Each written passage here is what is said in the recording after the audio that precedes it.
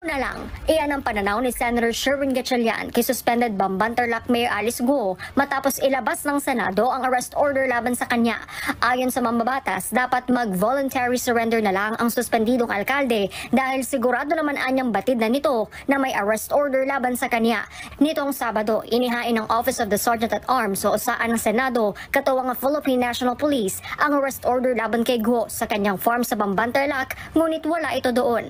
Pinuntahan din ng ilang pabrika ng pamilya Guo sa Valenzuela, Balintawak at Bulacan para ihain ang arrest order sa mga kaanak ng alkalde na sina Jianjiang Guo at Wen Yilin na sinasabing magulang ni Mayor Guo at mga kapatid nitong si Sheila, Wesley at Seaman Leal Guo, ngunit hindi rin sila natuntun doon.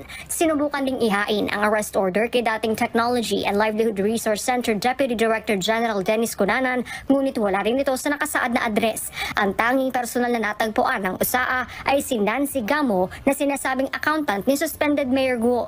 Dinala si Gamo sa Senado at sumailalim sa medical check-up para matiyak na nasa maayos itong kondisyon. Kasalukuyang nakadetine sa loob ng Senado si Gamo.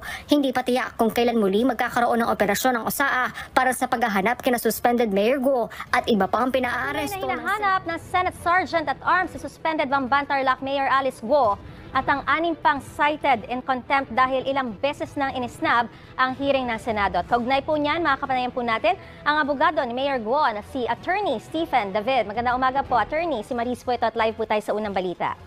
Ay, good morning Maris. Magandang umaga. Una po sa lahat, si Mayor Guo po ba a-attend na sa Senate hearing ngayong may utos na pong ipaaresto siya? Well, actually, yun ang matagal ko na-advise sa kanya. Yan, lagi ko naman nire-remind siya kasi may consequence nga. Kung hindi ka maka-attend ng hearing, yun na nga, mawawaran siya. Ang problema nga kasi, laging sinasabi niya sa akin, yung kanyang physical, emotional conditions. Hindi niya, kasi sobra kasi siyang traumatized dito sa mga Senate hearing.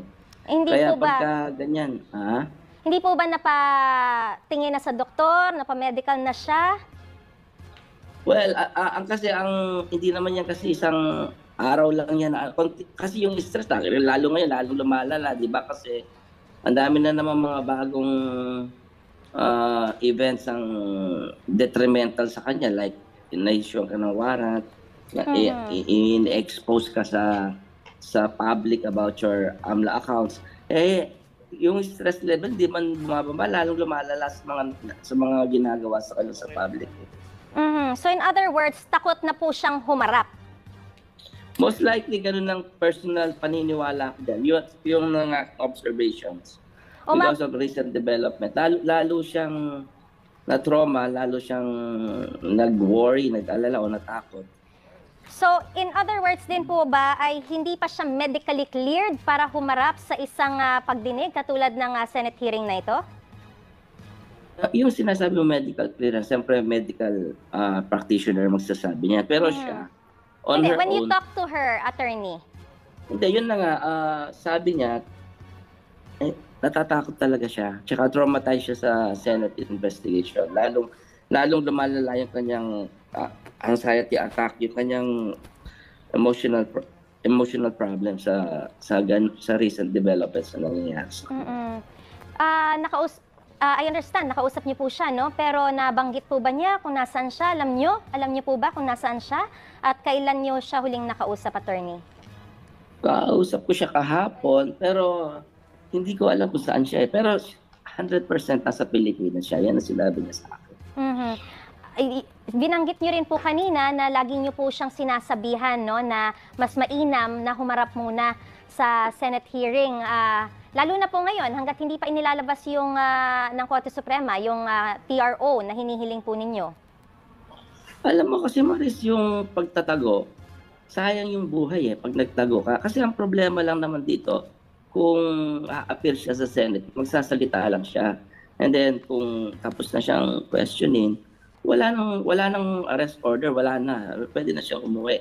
Ang problema nga lang kasi, ang worry ko lang, well, on the legal point of view, dahil sa dami ng pinahin nilang kaso laban sa kanya, criminal, civil, yung right against self-incrimination, masyado nang apektado yan. Kasi hindi na siya magiging effective resource person Kasi tandaan mo kaya siya inarresto, hindi naman dahil accused siya eh. Dahil resource person siya na hindi sumipot sa hearing. So in Kaya other... ano pa ngayon? Okay, go ahead, sir. Ano pa ngayon ang effectivity niya, effectiveness niya kung hindi siya pwede magsalita? Dahil may constitutional right siya against self-incrimination. Yun lang worry ko dun eh. Oo. So in other words po, yung sinasabi po ninyo ngayon na hindi na siya magiging effective na resource speaker because of what she's feeling, no? Talagang siya traumatized. It will outweigh yung mga legal implications naman for not attending the Senate hearing?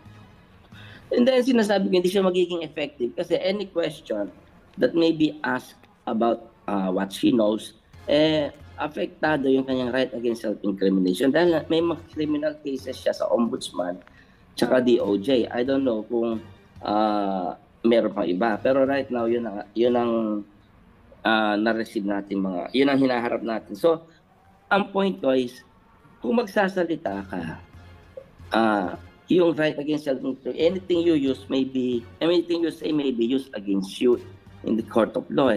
So, ano ang pwedeng itanong sa kanya na hindi siya self-incriminate? Yun. Kaya, how can she be an effective resource person with that kind of development? So, ibig sabihin din po, kayo rin po yung nag-a-advise sa kanya na wag na lang umattend. Hindi. Hindi ko pwedeng i-advise yun. Kasi po, sabi nyo, kahit anong sabihin niya, magiging self-incriminating eh. Hindi, kasi I have to advise her kung ano yung effect ng pagsasalita niya, di ba? Legal implication yan eh. Siyempre, kaya nga may lawyer, di ba? Hindi para advise mo siya na may violate yung law. Ibibigyan mo siya ng scenario and then you explain kung ano ang pwedeng mangyari, kung ano ang legal implication noon. Okay. Pero ako, I understand. kung ako yon, siyempre ako ang advice ko, you attend. Kasi nga, if they ask you a question, you can invoke or you can always invoke your right against self-incrimination. I am not advising that huwag siya mag-attend. Mag-attend ka, pero huwag kang sumagot sa mga incriminating questions. Yun ang sinasabi ko. Kaya sinasabi ko, parang hindi mo ako na-pick up doon. Ang sinasabi ko, kaya hindi siya effective maging resource person. Kasi pag nandun siya, humarap siya doon, tinanong siya, she can always invoke her right against self-incrimination. So how can she help the Senate committee na balangkas ng batas? Umusad, yung kaso. Kung ganyan ang magiging outcome ng inquiry sa kanya. But right Yun now, ang ibig sabihin. Right now, as we speak, attorney, ano po ba magiging legal implications naman kung siya ay patuloy na hindi haharap sa Senate hearing bukod po dun sa utos na ipaaresto na siya? Well, kung hindi hahanapin siya, ngayon, pag nahanap siya, idadalhin siya sa Senado at doon tatanungin siya. Ang problema nga lang, kung tatanungin siya, yun na nga. Kasi ito naman, ano naman to pag kagaya ng mga naunang mga Senate investigations, pag natapos na yung kanilang ano ba yun, yung Senate year nila, may tawag sila yung kanilang term, wala na. May tawag sila doon yung basta pagtapos na yung kagaya nila Senator Gordon, tapos na yung investigation nila, wala na rin yung visayong warrant na yun. Attorney, once and for all, nandito pa ba sa Pilipinas si Mayor Go? Oo naman.